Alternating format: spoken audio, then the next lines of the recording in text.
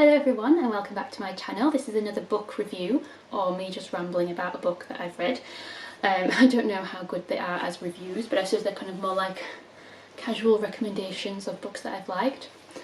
Luckily the books I've read so far this year have all been pretty good, so they've all been kind of recommendations. So the book today is the book You Wish Your Parents Had Read and Your Children Will Be Glad That You Did by Philippa Perry. So I'm so into like baby and parenting content and books at the moment. I think reading about being a parent is so much easier than being a parent. That's probably why. It makes me feel like I'm doing something even though I'm not actually interacting with the child. I remember reading an extract or maybe an interview with Philippa Perry, who is a psychotherapist. Ages ago. So when was this book actually published? Well, it says first published 2019. Maybe it was just 2019. That doesn't seem...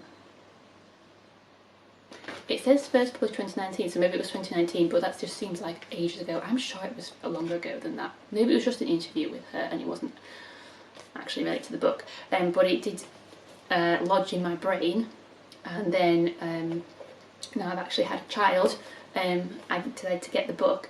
So I have been reading a lot other things online about how our own experiences of our childhoods impact how we, obviously everything that we, like how we are as people, as adults, and how we interact with the world, but also how we parent our own children. And so you could be triggered by something that your child does and get angry at them, snap at them, shout at them, punish them, whatever.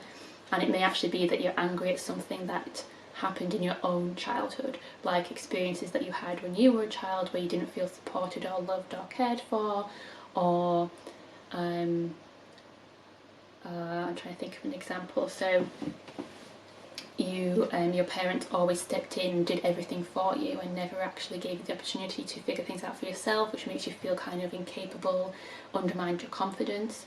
So when your own child asks you for help, you snap at them and shout at them. It's not actually them that you're annoyed at, you're kind of remembering your own childhood, and so you're shouting at your own parents, but you're actually shouting at your child in real life. Things like that. So that's what I've been looking at online. And that is essentially what the book is about. So how our own childhoods have influenced our now parenting now as adults. So that's why it's the book you wish your parents had read, but your children will be happy that you've read it too. It very much chimes in with the other things that I've been reading about, and I really liked it. It's a bit of a funny mixture of... It sort of starts, so there's this section about your own childhood, and then there's a section about pregnancy and childbirth, and then it kind of starts in the early years and goes up a little bit older.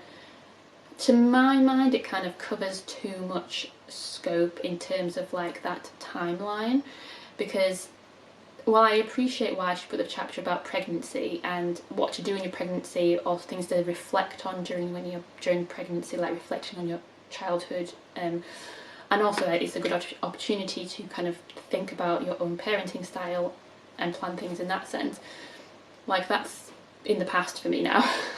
So I mean, it might be relevant if I have another child, but for a lot of people reading this, it won't be relevant, and I'm not sure that you would necessarily think to read a book about parenting before you have a child. I mean, maybe you should, definitely you should, because you have more free time then. And the same with like the sort of childbirth chapter. This is a bit late. Those bits were slightly irrelevant for me, but there are other bits about actually interacting with the child, things about sort of acknowledging their emotions, not dismissing them, not distracting from them, ways to optimise a child's mental health, so creating that environment. She talks a lot about ruptures and repairs. So a rupture would be a point where I guess, I don't know how she gives a sort of definition, but like a moment when you lose that connection, I guess. I mean, when you don't have that empathy, when you don't acknowledge your child's feelings, when you don't make them feel safe and loved, when you don't have that connection, when you just yell at them and tell them to like shut up and get on with it, that kind of stuff. But she says the more important part is the repair. So it's not about getting it perfect first time, it's not about getting it perfect every time, it's about repairing it. So that could be like apologising, explaining what happened, like I'm sorry, I yelled, I wasn't really mad at you, it wasn't your fault, it was me, I got angry, I'm a human being too, that kind of thing. And she's saying that repairs can happen in adulthood as well, so you can repair that relationship or repair the rupture with an adult child, which is interesting. Interesting thought. I don't know how often that happens. She has some case studies which I think did really help. I mean, she is, like I said, a psychotherapist, and so she has these case studies which I think add certain weight to what she's saying, and her qualifications and her experience add the weight to what she's saying. And some of them are quite dramatic. So like a young child who tries to jump out of a window because his parents are quite busy at work and they've not been able to spend time with him, and they just had not realised how he was feeling because they hadn't acknowledged his feelings and they had constantly distracted. So he was upset that they couldn't spend time with him, so they would say, oh, we'll go to the zoo at the weekend. So that, she does say that that's quite an extreme case, but she just kind of is pointing out the impact they can have on children when their feelings are not acknowledged and responded to. And I did like the case studies. I do think they kind of broke up the text and stuff as well. She had these other bits that I wasn't really as sure about, where it's like exercises to do. And I get that probably makes sense when she's talking to her patients to give them an exercise to take away. So they come in with like a problem or something that's happened, and she's like, well, why don't you try doing this and then go away and do the exercise, go away and do some homework and come back. And I'm not saying that the exercises themselves aren't like a good idea. I just think it's quite difficult to actually do them as you're just reading a book, and to like find the moment when it makes sense to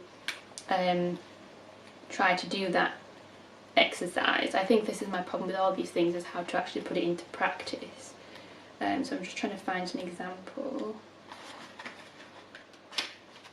So this is exercise, feel for someone else.